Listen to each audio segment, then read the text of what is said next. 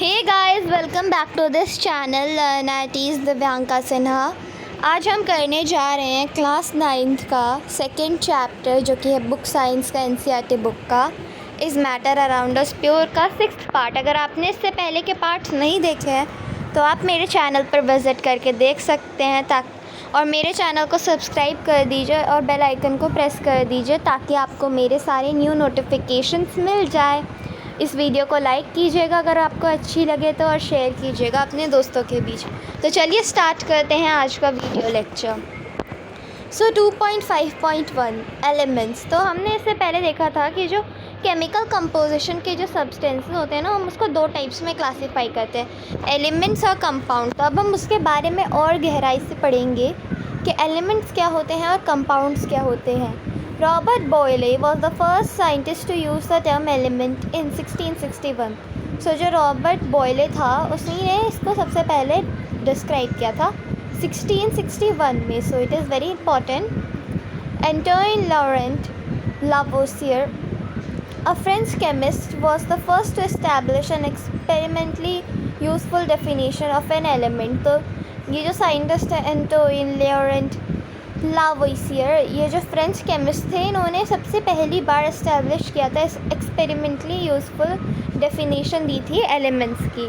He defined an element as a basic form of matter that can not be broken into simpler substances by chemical reaction. तो उसने क्या define किया कि ये जो matters होते हैं ना, ये सबसे जो एलिमेंट है, ये जो सबसे बेसिक फॉर्म से बने होते हैं एलिमेंट्स के, जो कि किसी और सिंपलर सब्सटेंस पे ब्रेक डाउन नहीं हो सकते किसी भी केमिकल रिएक्शन से।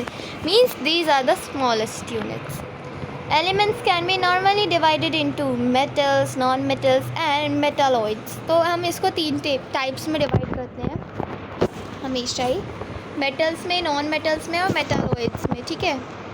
Metals usually show some of all the following properties. तो हमें पता है कि मेटल्स की क्या प्रॉपर्टीज़ होती हैं, बट एक बार हम इसको फिर से रिवाइज करते हैं। दे हैव अ लस्टर, तो उनके पास एक शाइन होती है, लस्टर का मतलब शाइन होती है। दे हैव सिल्वरी ग्रे और गोल्डन येलो कलर, तो उनका सिल्वरी ग्रे या फिर गोल्डन येलो कलर होता है। They conduct heat and electricity, so they are good conductors. They are ductile, can not be drawn into wires, तो means उनको हम वायर्स में क्रिएट नहीं कर सकते। दे आर मेलेबल, और हम उसको हैमर से मारेंगे तो वो थिन शीट्स में नहीं बनेंगे। They are sonorous, make a ringing sound when hit, तो मीन्स जब हम इस पे कुछ भी मारते हैं तो बहुत तेज़ आवाज़ आती है, हम पिछली क्लास में भी पढ़ चुके हैं। Examples of metals are gold, silver, copper, iron, sodium, potassium etcetera. Mercury is the only metal that is liquid at room temperature. तो मर्क्यूरी ही एक ऐसा मैटर है जो कि रूम टेम्परेचर पे एक लिक्विड है, ठीक है। तो अब हम देखते हैं नॉन मेटल्स की प्रॉपर्टी। तो देखो सेम इसका उल्टा होगा। So non metals usually show some of all the following properties. They display a variety of colours, they are poor conductors of heat and electricity, they are not lustrous, sonorous और malleable. Examples of non metal are hydrogen, oxygen, iodine, carbon, bromine, chlorine, etc. Some elements have intermediate properties between those of metals and non-metals.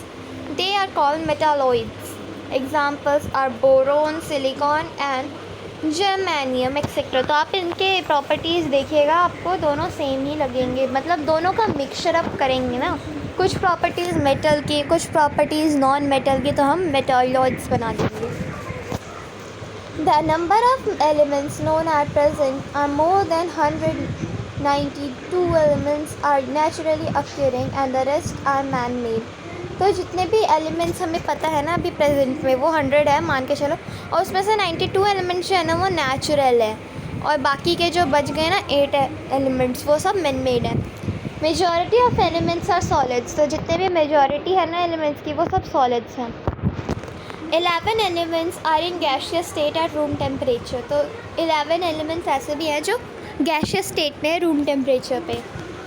2 elements are liquid at room temperature, mercury and bromine. तो 2 elements हैं जो कि room temperature पे liquid है, mercury और bromine. हमने यहाँ देखा था कि सिर्फ इसने मर्क्यूरी के बारे में ही लिखा था, एक ही लिखा था, लेकिन हमें 2 पता है। मीन्स आपसे पूछा जाए कि कौन से 2 एलिमेंट्स है जो कि रूम टेम्परेचर पे लिक्विड है, तो आप मर्क्यूरी और ब्रोमाइन लिखेंगे। ठीक है, क्या लिखेंगे? Mercury and bromine. Elements gallium and caesium become liquid at the temperature slightly above room temperature. तो जो ये एलिमेंट्स है ना, गैलियम और सेशियम, ये सब लिक्विड होते हैं रूम टेम्परेचर पे, जो कि थोड़ा सा ज़्यादा होता है रूम टेम्परेचर से, हल्का सा ज़्यादा, मान के चलो 303 केल्विन। सो अब हम देखते हैं कंपाउंड्स क्या होते हैं। A compound is a substance composed of 2 और more elements chemically combined with one another in a fixed proportion. तो मतलब ये फिक्स्ड प्रोपोर्शन में केमिकली कंबाइंड होते हैं, एक से ज़्यादा, मतलब 2 या फिर उससे भी ज़्यादा एलिमेंट्स उसमें होते हैं, एक नहीं होता है कभी भी।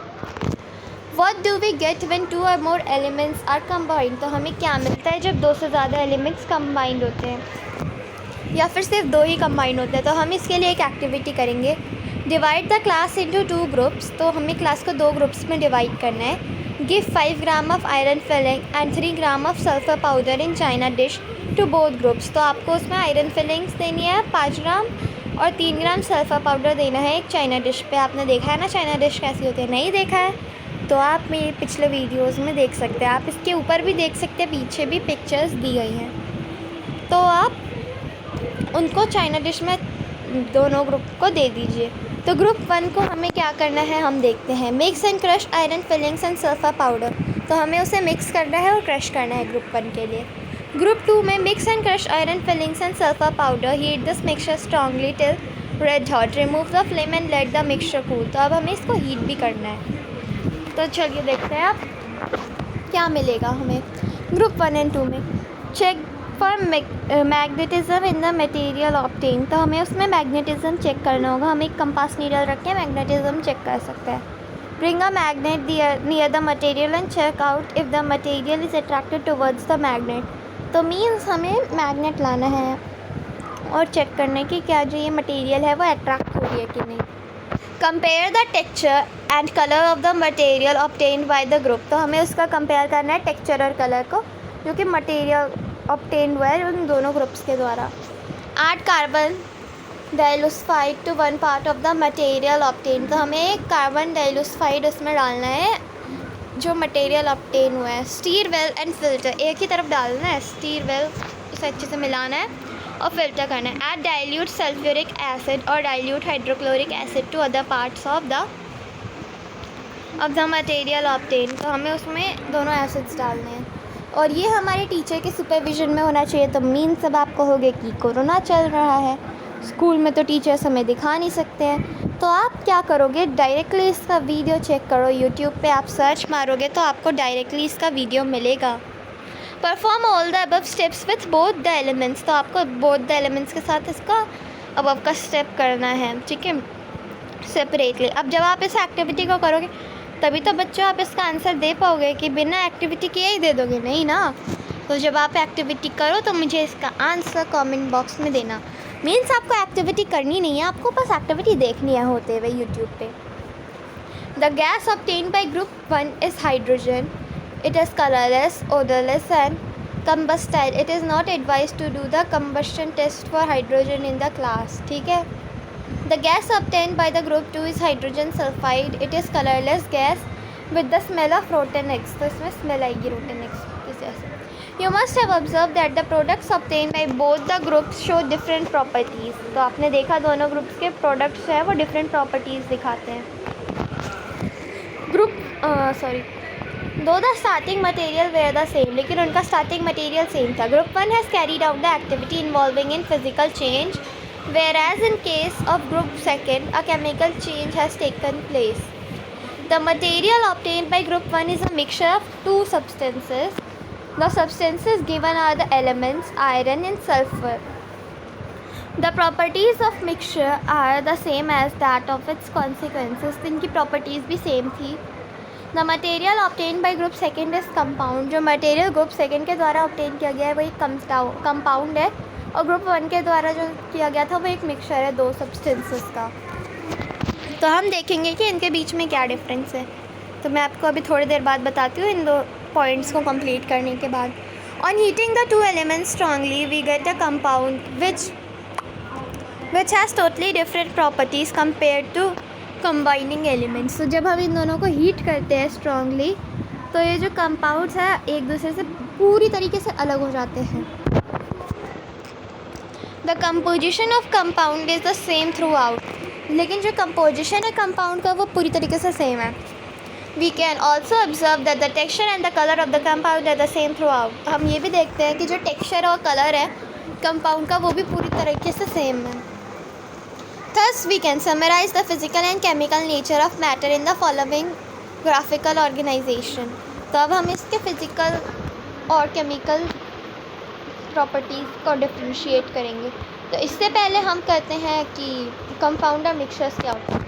तो पहले देखते हैं मिक्सचर क्या होते हैं। एलिमेंट्स और compound just mix together to form mixture and no new compound is form. तो जो एलिमेंट्स और कंपाउंड है वो एक साथ मिक्स होते हैं और कोई भी न्यू कंपाउंड फॉर्म नहीं होता है। और देखते हैं कंपाउंड क्या होता है। Elements react to form new compounds. तो मतलब एलिमेंट्स जो है वो रिएक्ट करते हैं new compound. Compound means substances, you can also check it like this.